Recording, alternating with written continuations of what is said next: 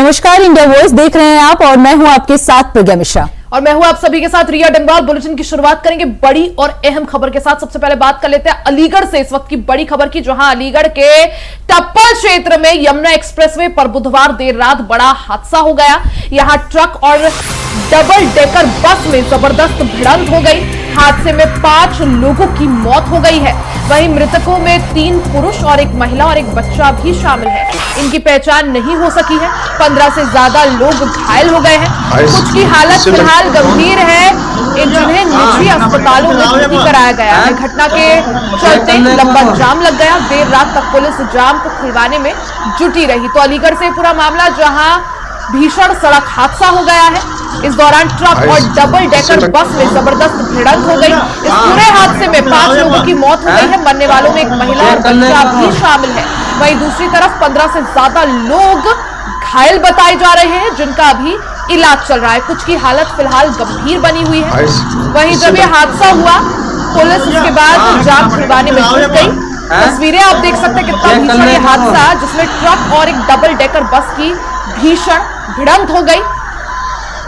बस के यहाँ पर परखच्चे उड़ गए हैं। वहीं दूसरी तरफ इस हादसे में 5 लोगों की जान चली गई, जिसमें 1 बच्चा और 1 महिला भी शामिल है। वहीं कई लोग गंभीर रूप से घायल हैं। तो अलीगढ़ के टप्पल क्षेत्र में यमुना एक्सप्रेसवे पर बुधवार देर रात बड़ा हादसा हो गया। ट्रक और डबल डेकर बस में जबरदस्त भिड़ंत हो गई। हादसे में 5 लोगों की जान चली गई है। मरने वालों में 1 महिला और 1 बच्चा भी शामिल है, जिनकी फिलहाल पहचान नहीं हो सकी है। वहीं इस हादसे में 15 से ज्यादा लोग जो बस में सवार थे वो घायल बताए जा रहे हैं। कुछ की हालत फिलहाल गंभीर है। सभी को निजी अस्पताल में भर्ती कराया गया है, जहां उनका इलाज चल रहा है। वहीं घटना के बाद जब ये डबल डेकर बस और ट्रक के बीच भिड़ंत हुई थी, उस दौरान पूरे रास्ते में जाम की स्थिति बन गई थी, जिसके बाद पुलिस मौके पर पहुंची, घायलों को अस्पताल भिजवाया। साथ ही जो मृतक थे उनके शवों को पुलिस ने कब्जे में लिया और रास्ते में इस हादसे की वजह से जो जाम लगा था उसे खुलवा दिया। तो देर रात की ये घटना बताई जा रही है। अलीगढ़ में भीषण सड़क हादसा हो गया है, जिसमें ट्रक और डबल डेकर बस में भिड़ंत हो गई, जिसमें कम से कम 3 पुरुष, 1 महिला और 1 बच्चे की जो है वो मौत हो गई है। वहीं 15 से अधिक लोग घायल बताए जा रहे हैं। आपको बता दें कि कुछ लोगों की हालत जो है वो अभी भी काफी गंभीर बताई जा रही है। उन्हें अस्पताल में, हालांकि उन्हें अस्पताल में भर्ती करा दिया गया है। वहीं आपको बता दें कि घटना के चलते लंबा जाम लग गया था।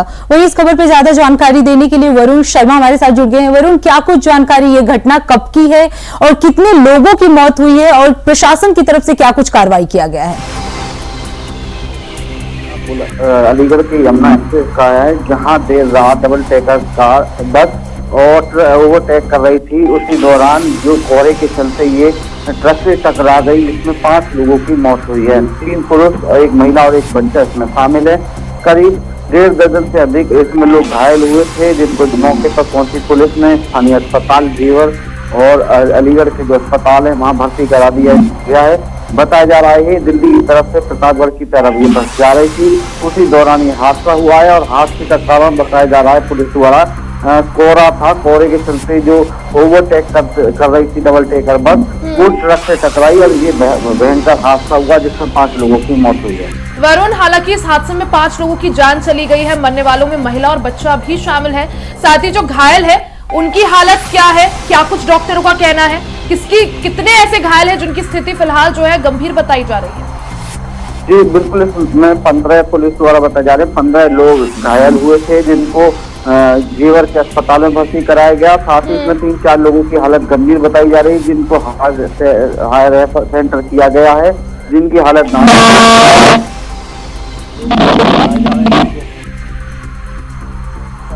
जो घायल थे उनको अस्पताल में भेजा और अस्पताल में भेजने के बाद जो गंभीर घायल थे उनको हायर सेंटर रेफर किया गया है।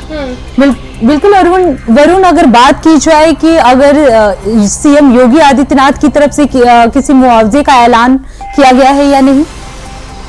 जी बिल्कुल, इस हादसे की खबर सुनते ही मुख्यमंत्री ने भी पूरा मामला संज्ञान में लिया है। प्रथम दृष्टि इस मामले को लेकर जो अलीगढ़ के आला अधिकारी हैं उनको निर्देश दिए हैं कि जो घायल हुए हैं उनको उचित इलाज समय से मिल सके, ठीक इलाज मिल सके और साथ ही जो मुख्यमंत्री राहत कोष होती है, एक प्रक्रिया होती है, जो सड़क हादसे में लोग मारे जाते हैं उनको करीब 2 लाख रुपए दिए जाते हैं, तो उसकी प्रक्रिया भी जिलाधिकारी अलीगढ़ द्वारा की जाएगी। वरुण, जिस तरह से कोहरा आजकल लोगों के लिए परेशानी बना हुआ है, विजिबिलिटी काफी हद तक जीरो हो चुकी है, ऐसे में कई सड़क दुर्घटनाएं भी हो रही है, जिसमें से ये एक है, जैसा आपने भी बताया कि कोहरा होना या विजिबिलिटी कम होना इस हादसे का कारण है। ऐसे में क्या कुछ यातायात नियमों में कुछ बदलाव किए जा सकते हैं इसको देखते हुए? जी बिल्कुल, जो अलीगढ़ सीओ है उन्होंने जानकारी देते बताया है कि लोगों से अपील भी की जा रही है, जब घना कोहरा होता है तो अपनी जो लाइट होती है वो चारों लाइट जलाकर चलें और धीमी गति से चलें, सभी वाहनों के साथ चलें, क्योंकि और उस पर एक रिफ्लेक्टर लाइट आती है वो जरूर लगवाएं, क्योंकि जब घना कोहरा होता है तभी ये हादसे लगातार जो यमुना एक्सप्रेस वे है, नोएडा की तरफ से एक्सप्रेस है, वहाँ पर देखने को मिलते हैं, क्योंकि हाईवे पर जो लोग हैं वो स्पीड से गाड़ी चलाते हैं और जिसके चलते ये हादसे हो जाते हैं। जो बिल्कुल, यानी ऐसे हादसों की रोकथाम के लिए क्या कुछ कदम उठाए जाते हैं वो महत्वपूर्ण है। वरुण, आप बने रहिएगा, आगे भी आपका रुख करेंगे।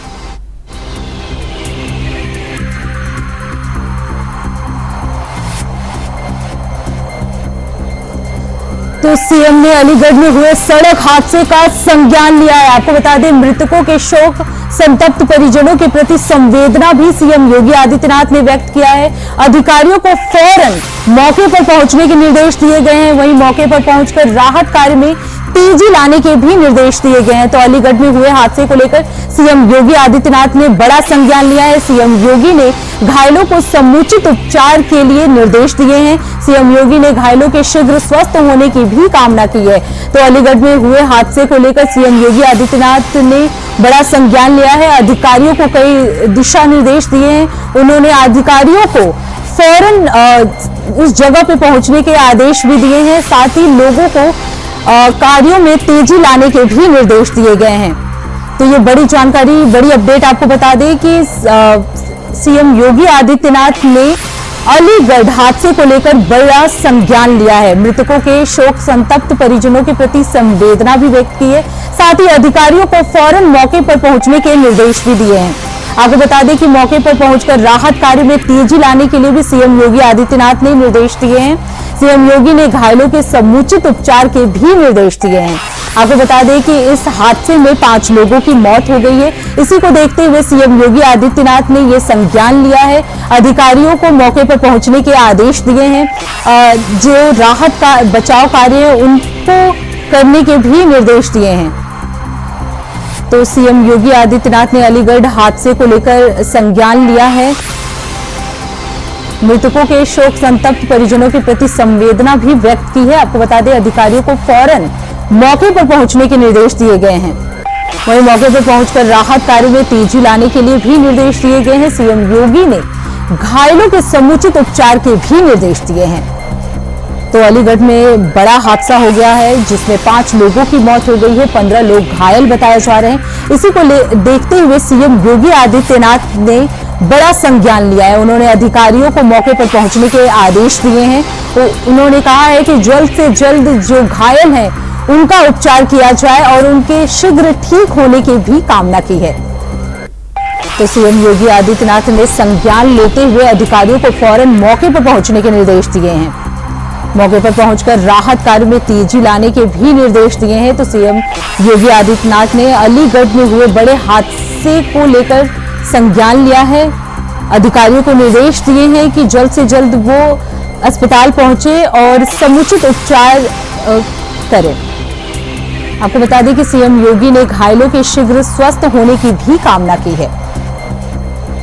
तो अलीगढ़ में एक बड़ा हादसा हो गया है, जिसमें एक डबल डेकर बस और ट्रक में भिड़ंत हो गई, जिसमें 5 लोगों की मौके पर ही मौत हो गई। वहीं 15 से ज्यादा लोग घायल बताए जा रहे हैं। हालांकि घायलों को अस्पताल में भर्ती करा दिया गया है। इसी को लेकर सीएम योगी आदित्यनाथ ने संज्ञान लिया है। सीएम योगी आदित्यनाथ ने मृतकों के शोक संतप्त परिजनों के प्रति संवेदना व्यक्त की है।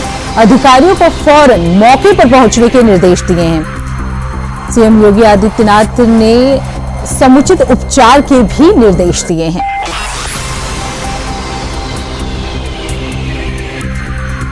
तो अलीगढ़ हादसे को लेकर सीएम योगी आदित्यनाथ ने बड़ा संज्ञान लिया है। अधिकारियों को फौरन अस्पताल पहुंचने के निर्देश दिए हैं। सीएम योगी ने घायलों के शीघ्र ठीक होने का भी निर्देश दिए। वहीं इस खबर पे हमारे साथ लगातार वरुण शर्मा जुड़े हुए हैं। वरुण, अभी सीएम योगी आदित्यनाथ का निर्देश आया है कि वो जल्द से जल्द जो अधिकारी हैं वो मौके पर पहुंचे और घायलों को जो है उन्हें समुचित उपचार के लिए वहां पहुंचाए। क्या कोई जानकारी है? जी बिल्कुल, बता दूं, जो लोग घायल, जो ये हादसा देर रात हुआ है, देर रात जैसे हादसा हुआ था, जैसे ही अलीगढ़ के जिलाधिकारी और एसएसपी इस घटना को लेकर मौके पर भी पहुंचे थे। सीएम ने ये मामला अपने संज्ञान में ले लिया था और जिसके बाद जो आला अधिकारी मौके पर पहुंचे, पुलिस फोर्स पहुंची, जो लोग घायल थे उनको जो स्थानीय अस्पताल जैसे जेवर पास में पड़ता है वहां पर भर्ती कराया गया। जिनकी हालत गंभीर देखते हुए उनको तत्काल वहां से रेफर कराया गया, जिनको अलीगढ़ और नोएडा भेजा गया है। 4-5 लोग इसमें गंभीर बताए जा रहे हैं क्योंकि कोहरे के चलते हादसा हुआ है। और जो बस थी वो तेज गति से थी और जो ट्रक में जब टकराई थी तो एक भयानक ये हादसा हुआ था जिसमें 5 लोगों की मौत हुई है। फिलहाल जो जिला अधिकारी अलीगढ़ है, एसएसपी अलीगढ़ है, वो घटनास्थल पर भी पहुंचे हैं और वहां का निरीक्षण भी किया है और सभी घायलों को वहां पर अस्पताल भी भेजा गया है पुलिस द्वारा। वरुण, अगर बात करें जिस तरह से मुख्यमंत्री योगी आदित्यनाथ ने मामले का संज्ञान ले लिया है, अधिकारियों को जरूरी दिशा निर्देश दिए हैं, मुआवजे का किस तरह से ऐलान, उसको लेकर आप नजर बनाए रखें। बहुत बहुत शुक्रिया जानकारी के लिए।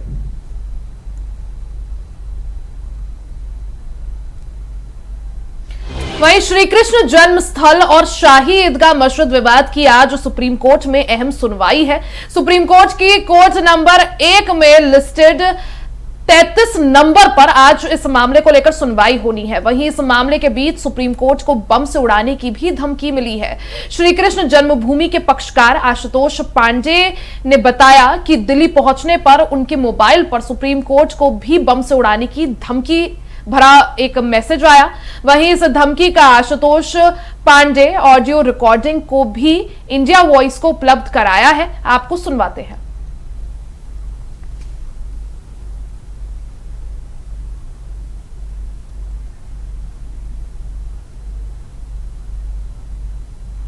तो वहीं खबरों में आगे बढ़ते हैं। बात कर लेते हैं मुरादाबाद से इस वक्त की बड़ी खबर। आपको बता दें, सपा प्रत्याशी हाजी रिजवान ने भी चुनाव रद्द करने की मांग की है। चुनाव आयोग को पत्र लिखकर मांग की गई है। आपको बता दें, प्रशासन पर भी गंभीर आरोप लगाए गए हैं। वहीं कुंदरकी उपचुनाव में धांधली का आरोप लगाया गया है। नाराजगी जताते हुए काउंटिंग का भी बहिष्कार किया गया है। तो मुरादाबाद से ये बड़ी खबर आपको बता दें कि धांधली का आरोप लगाया गया है सरकार पर। सपा प्रत्याशी हाजी रिजवान ने चुनाव रद्द करने की मांग की है। इसके साथ ही उन्होंने चुनाव आयोग को एक पत्र लिखकर ये मांग की है कि जो प्रशासन है वो उपचुनाव में धांधली कर रहे थे। इसी को लेकर उन्होंने चुनाव आयोग को पत्र लिखा है। कुंदरकी में ये धांधली की गई है। वहीं नाराजगी जताते हुए काउंटिंग का भी बहिष्कार किया गया है। तो चुनाव आयोग को पत्र लिखकर धांधली का आरोप लगाया गया है।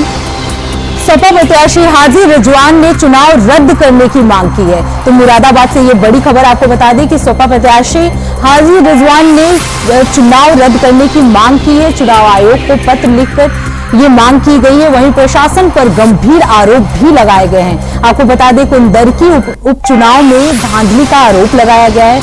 नाराजगी जताते हुए काउंटिंग का बहिष्कार भी किया गया। पर्ची को जो है यहाँ के जिला प्रशासन ने उसको नहीं बांटने दिया गया। कुछ बीएलओ को दी गई खाली और उन बीएलओ द्वारा वो पर्ची बांटी गई। लेकिन वो पर्ची वहीं बांटी गई बीएलओ द्वारा कि जहाँ पर वो समझते थे कि यहाँ पर जो है ये वोट जो है ये समाजवादी पार्टी का है, और उन्होंने अपना जो है वो लाल पर्ची चंपाकर और अपने लोगों से और अपना उन लोगों से जो बाहर की विधानसभाओं से बुलाए गए थे उनके जो है उसका इस्तेमाल कराया गया, लाल पर्ची का। और लाल पर्ची का इस्तेमाल इसलिए कराया गया क्योंकि 20-25 हज़ार आईडियाँ जो है वो पहले इकट्ठी करनी गई थी पुलिस प्रशासन द्वारा और दबाव बनाकर हमारे राशन डीलरों द्वारा और ग्राम प्रधानों पर पूरा अंकुश क्या नाम लगाकर और पूरा डरा धमकाकर जो है उनके जरिए जो है तमाम आईडी इकट्ठी करवाई गई थी। और उन आईडियों का प्रयोग जो है आज किया गया है और आज प्रयोग जो किया गया है उस वहीं श्री कृष्ण जन्म स्थान और शाही ईदगाह मस्जिद विवाद की आज सुप्रीम कोर्ट में अहम सुनवाई है। सुप्रीम कोर्ट की कोर्ट नंबर 1 में लिस्टेड 33 नंबर पर आज इस मामले को लेकर सुनवाई होनी है। वहीं इस मामले के बीच सुप्रीम कोर्ट को बम से उड़ाने की धमकी भी मिली है। श्री कृष्ण जन्मभूमि के पक्षकार आशुतोष पांडे ने बताया कि दिल्ली पहुंचने पर उनके मोबाइल पर सुप्रीम कोर्ट को बम से उड़ाने की धमकी मिली। वहीं इस धमकी का आशुतोष पांडे ऑडियो रिकॉर्डिंग को भी इंडिया वॉइस को उपलब्ध कराया है। आपको सुनवाते हैं।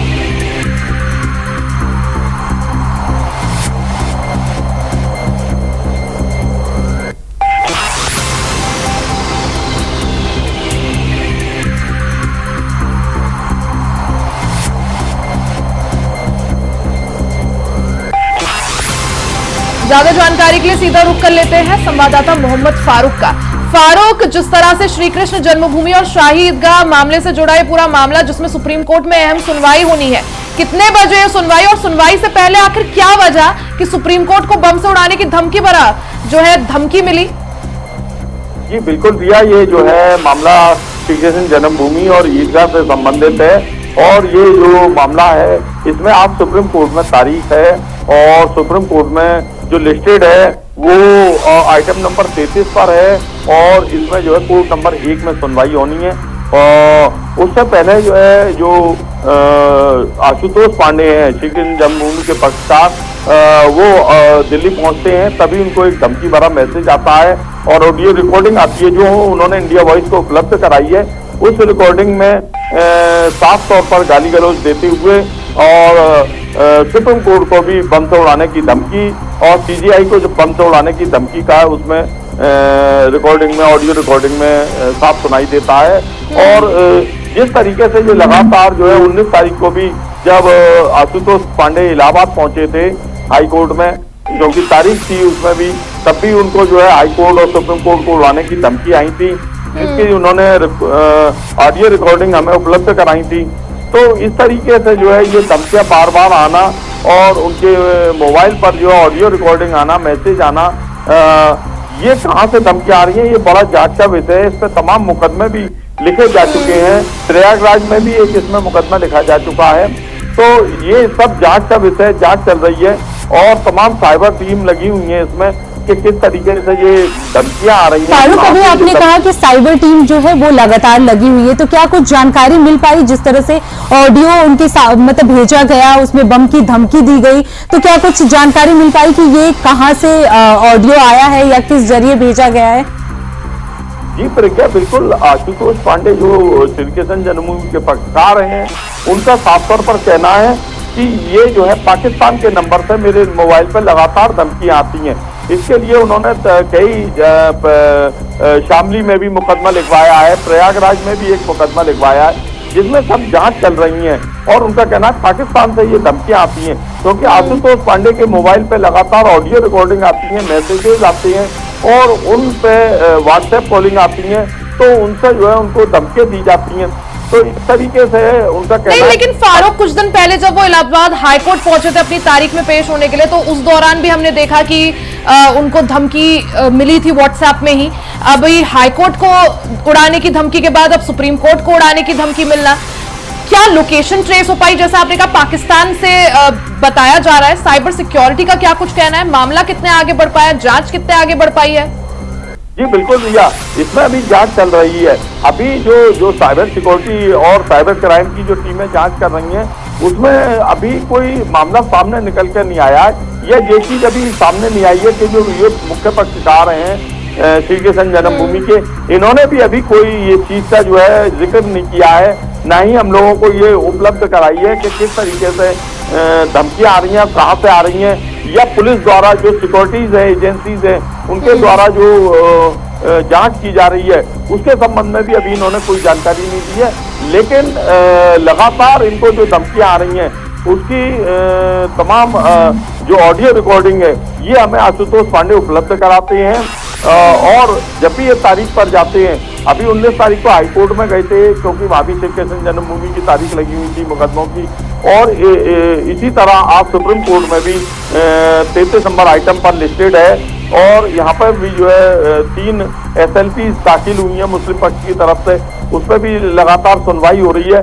आज देखना होगा कि सुप्रीम कोर्ट की तरफ से क्या फैसला आता है। कोर्ट नंबर 1 में ये तीनों मुकदमों की आज सुनवाई होनी है। जी ठीक है फारूक, बहुत बहुत शुक्रिया जानकारी के लिए।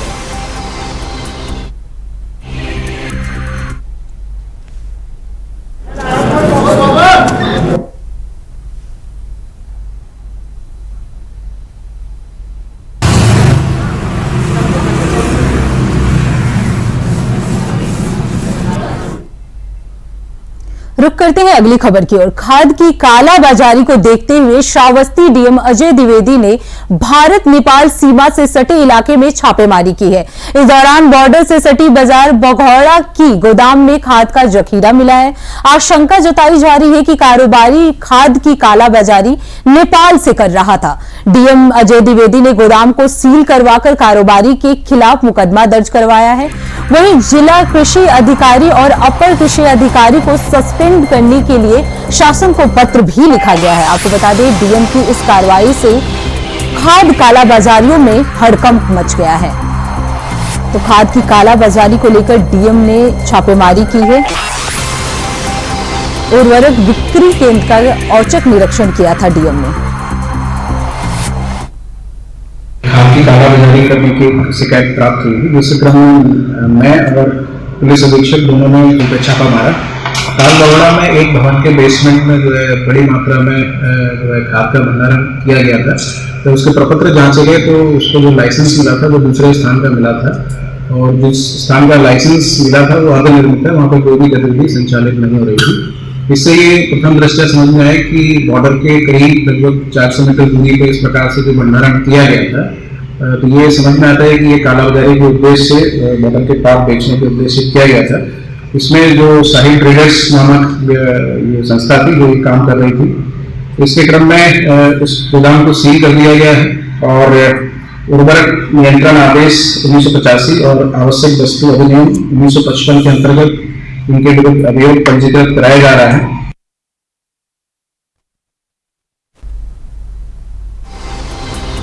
तो खाद की कालाबाजारी को लेकर डीएम ने औचक निरीक्षण किया। वहीं कार्रवाई से चारों तरफ हड़कंप मच गया। आपको बता दें, कृषि अधिकारी को सस्पेंड करने के लिए शासन को पत्र भी लिखा गया है। तो श्रावस्ती से ये बड़ी जानकारी आपको बता दें कि डीएम अजय द्विवेदी ने भारत नेपाल सीमा से सटे इलाके में छापेमारी की है। इस दौरान बॉर्डर से सटी बाजार बघौड़ा की गोदाम में खाद का जखीरा मिला। आशंका जताई जा रही है कि जो कारोबारी खाद की जो है वो कालाबाजारी कर रहे थे, नेपाल से ये कालाबाजारी किया जा रहा था। इसी को लेकर डीएम अजय द्विवेदी ने गोदाम को सील करवा दिया है।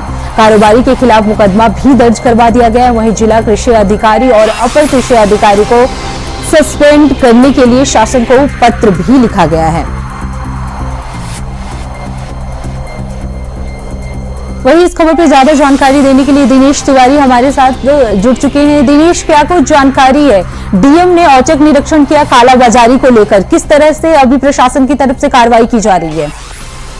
बताया चाहेंगे कि नेपाल बॉर्डर से काफी दूर से खाद की कालाबाजारी चल रही थी। जिस आपको फोन के माध्यम से मुखबिर के माध्यम से सूचना मिली कि यहाँ पे भारी मात्रा में खाद का पाया गया है और इसी आधार पर वहाँ पे उन्होंने छापामारी की। जी बिल्कुल दिनेश, जिस तरह से खाद की कालाबाजारी को लेकर लगातार जो है प्रशासन काफी ज्यादा सख्त नजर आ रहा है। गोदाम में यहाँ पर छापेमारी की, आगे क्या और रडार में यहाँ पर डीएम के कौन कौन हो सकते हैं, और कालाबाजारी जो लोग कर रहे हैं, जो कारोबारी है, उनमें इस वक्त कैसी स्थिति? पूरे जिले में कल जो छापामारी हुई है, पूरे जिले में हड़कंप मचा हुआ है। आपको बताना चाहेंगे वहाँ से करीब में 80 बोरी खाद मिली है और 50 बोरी डीएपी खाद मिली है। साहिल के नाम से ट्रेडर चल रहा था जो बॉर्डर एरिया से 3 किलोमीटर दूरी पर फर्जी तरीके से वहाँ पर रजिस्ट्रेशन कराया गया। और यहाँ पे और भी एक बात बताया चाहते कि यहाँ पे आंगनबाड़ी का पुष्टाहार भी उसके गोडाउन में मिला है। कई पैकेटें, कई बोरियां उसके गोडाउन में आंगनबाड़ी का भी पुष्टाहार भी वो नंबर 2 के तहत वो नेपाल में सप्लाई कर रहा था। खाद भी नेपाल के जरिए, मतलब बॉर्डर के जरिए नेपाल में वो भेज रहा था। बिल्कुल दिनेश, अगर बात करें कि कारोबारियों की, तो क्या उनके खिलाफ कोई एक्शन लिया गया है अभी तक?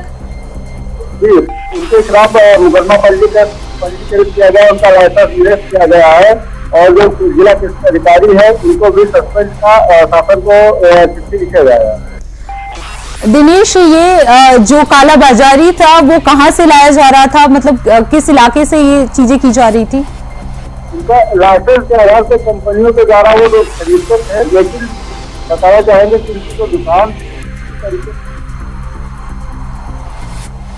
ठीक है दिनेश, बहुत बहुत शुक्रिया जानकारी के लिए।